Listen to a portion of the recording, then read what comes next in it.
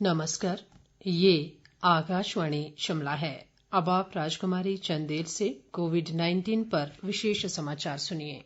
मुख्यमंत्री जयराम ठाकुर ने कहा है कि देश के विभिन्न राज्यों से वापस लौटे लोगों के कारण प्रदेश में कोरोना वायरस के रोगियों की संख्या में तेजी से इजाफा हुआ है। शिमला से कल धर्मशाला भाजपा मंडल की वर्चुअल रैली को संबोधित करते हुए उन्होंने कहा कि अब तक लगभग 1,95,000 लोग देश के विभिन्न राज्यों से प्रदेश वापस आए हैं। जयराम ठाकुर ने कहा कि इस महामारी को लेकर चिंता करने की कोई जरूरत नहीं है, क्योंकि इन लोगों को संस्थागत व होम क्वारंटीन में रखा जा रहा है। मुख्यमंत्री ने कहा कि प्रदेश की आर्थिकी को पटरी पर लाने के लिए मंत्रिमंडलीय उपसमिति व टास्क फोर्स गठित की गई है और ग्रामीण क्षेत्रों में मनरेगा गतिविधियों को पुनः शुरू किया गया है। उन्होंने कहा कि धर्मशाला का विकास सरकार की प्राथमिकता है।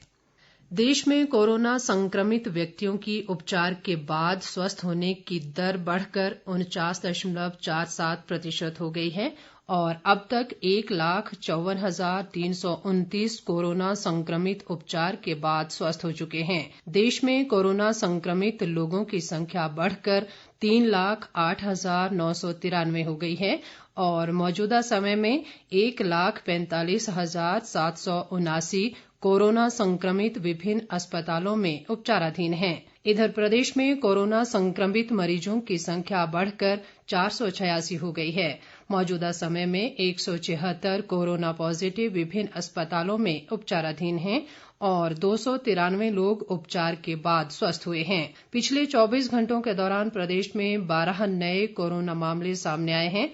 इनमें हमीरपुर जिला से सर्वाधिक 5, सिरमौर जिला से 3, कांगड़ा जिला से 2, चंबा और सोलन जिलों से एक कोरोना पॉजिटिव शामिल है। कोरोना पॉजिटिव पाए गए अधिकतर लोग बाहरी राज्यों से हिमाचल वापस आए हैं। स्वास्थ्य विभाग के अनुसार पिछले कल 17 कोरोना संक्रमित उपचार के बाद स्वस्थ हुए हैं और उन्हें अस्पताल से छुट्टी दे दी गई है।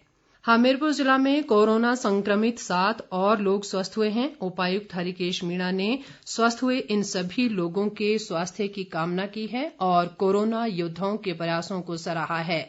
उन्होंने लोगों से आग्रह किया कि स्वस्थ हुए लोगों और उनके परिजनों का सहयोग करें। उपायुक्त ने बताया कि अभी तक जिले में कोरोना संक्रमण के कुल 131 मामले सामने आए हैं और इनमें से केवल 38 सक्रिय मामले हैं, जबकि 92 लोग स्वस्थ हो चुके हैं।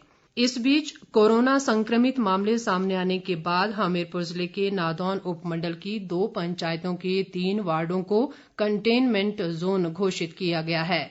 उपायुक्त हरिकेश मीणा ने इन क्षेत्रों में कर्फ्यू में दी गई ढील को समाप्त कर दिया है।